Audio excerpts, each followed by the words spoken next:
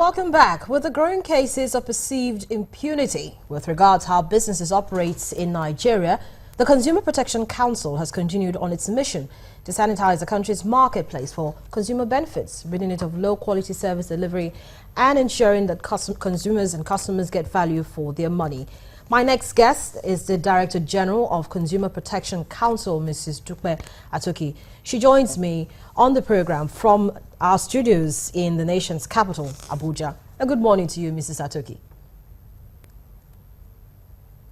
Good morning, Harriet. It's great to have you on the show. Now, since our last conversation, it seems as if the CPC has been very busy. Give us a sense of what the CPC has really been up to.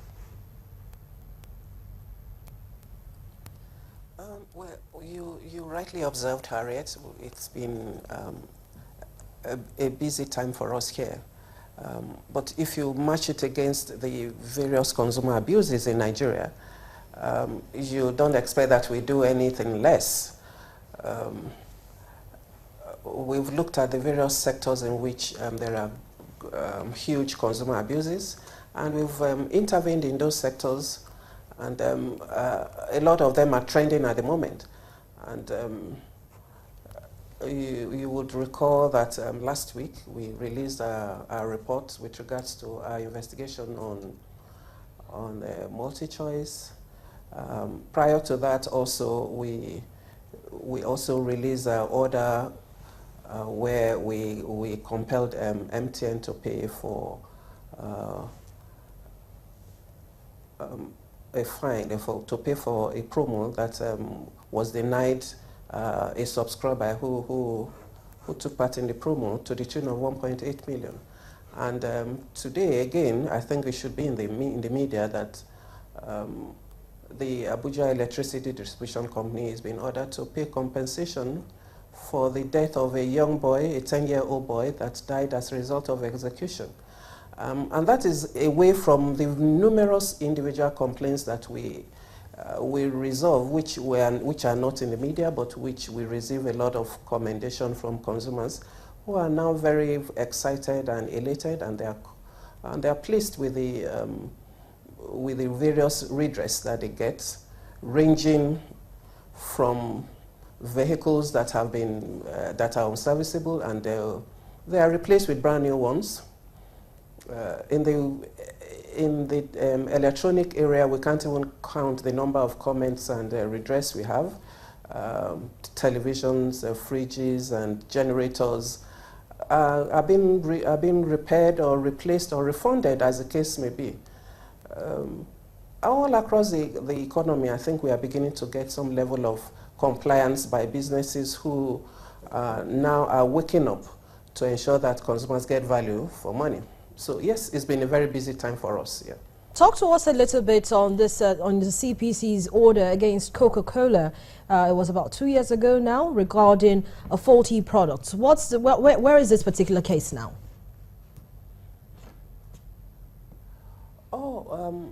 I think that it's been put to a closure. Even though at the beginning, the Coca-Cola and the Nigerian bottling company, the brewers in Nigeria, as usual, were not cooperative with our investigation on the myriad of consumer complaints, including foreign substance in their bottles, half-filled cans, rusty bottle tops, generally issues that bother on the quality of the products that they produce. And as it was widely reported, we investigated and we came up with recommendations to clean up the system such that consumers will get value for the product. You don't pay for a can of drinks and then you end up having half of it, nor do you have rusty bottles, tops, or foreign substances in your bottle. So at the end of the day, we had to use our law to commence prosecution against the managing directors of the two companies who refused to obey the order of the council. But as the prosecution went on, the companies, I believe, realized that it was in their interest to comply with the order, and so opted to settle out of court. All our orders are now being implemented. And what has transferred out of this is that we do not now receive complaints prior to the situation where it was. Your cans are now full, the bottles are cleaner, and there are fewer complaints about foreign obscene substances in product.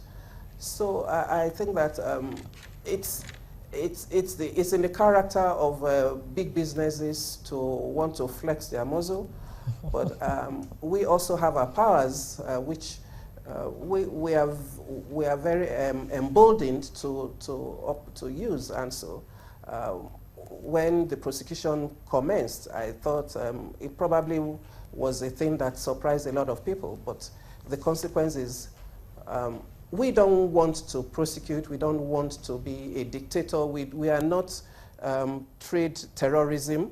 We just want you to comply with orders in which we think will help you to improve your products that will give consumers value for money. If we get that, we are friends.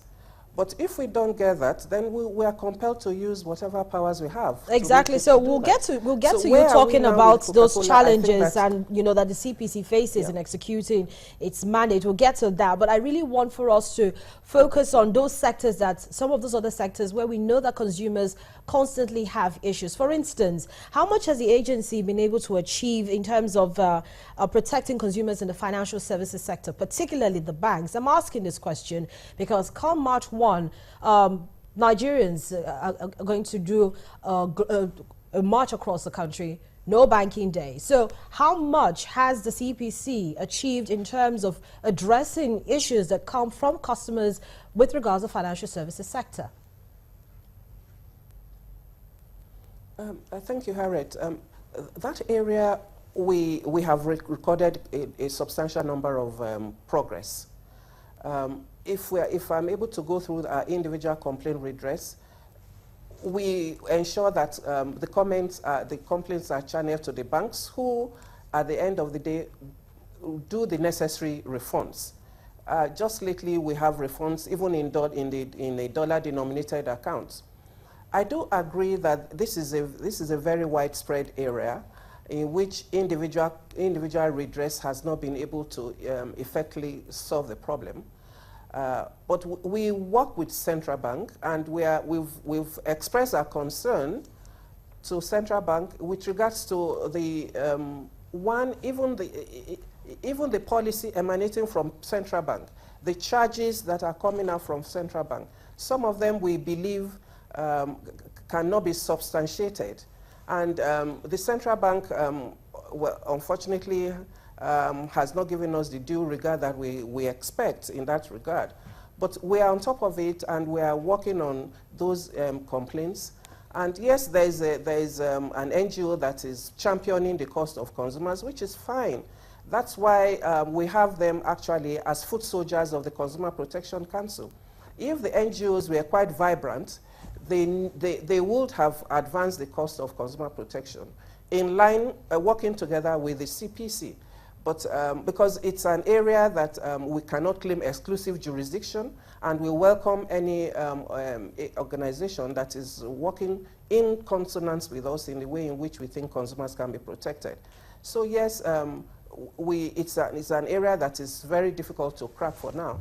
But we hope that with our concerns that have been expressed to Central Bank, that the Bankers Committee that sits, as it were, to determine all these, that determines all these charges, we listen to the agency that is trusted to protect consumers and begin to look at those charges that cannot be substantiated, and some of which are unduly burdensome on consumers. So now let me take you back to what you were talking about just before I interrupted you. Talk to us about the key challenges that the Council faces in the execution of its mandate. Oh, Harriet, that's a topic that's always I'm always overwhelmed with. The CPC, if it is to be understood in the context and the powers that it has, is a very large organization. Because we have mandates in all the sectors of the economy to intervene and to make sure that every sector that a customer engages in gets value.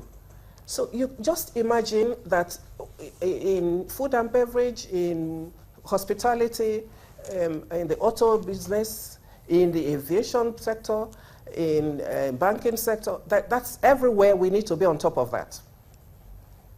So in fact, we should be much more powerful than the EFCC if we assume our role, as it were. So challenges.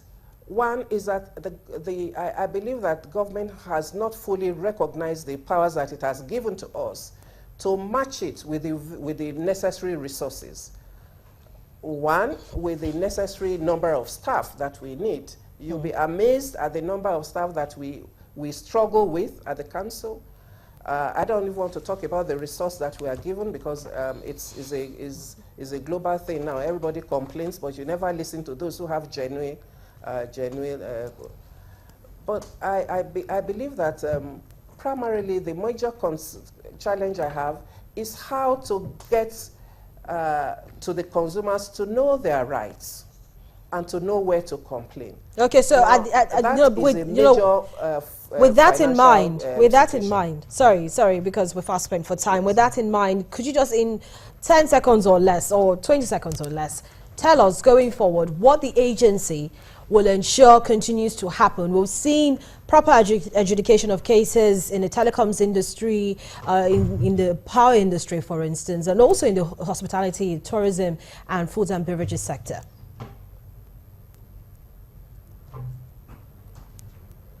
Can you repeat that again, please? What do we expect to continue to see from the CPC, especially with regards what you're doing in the various sectors? You mentioned, of course, that the CPC has arms and legs in every sector of the economy, trying to make sure that consumers are happy. So going forward, what more can we expect? Because the complaints are going to continue to come, and you've mentioned the shortage of staff. But how much, how much do we expect the CPC to achieve in the coming days in spite of limited resources? Well, I guarantee that you continue to get more interventions. If we've worked with the few that we have, we just keep struggling. I've tried to build confidence and competence in the few staff that we have.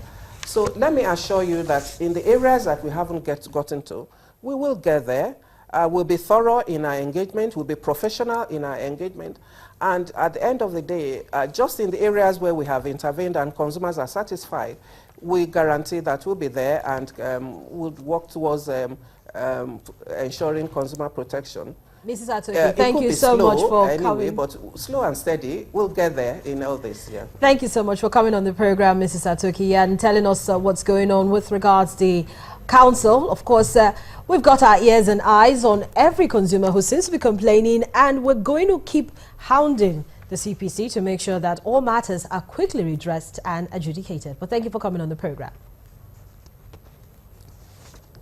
Mrs. Dupe Atoki is the Director General, Consumer Protection Council, joined us from our Abuja studios. We'll take a quick break and come back and talk about the Nigerian Stock Exchange. It's already set in continuous trade. We'll talk to the CEO, Enterprise Stockbrokers, Rotimi Fakaijo, to get a sense of where the market is right now.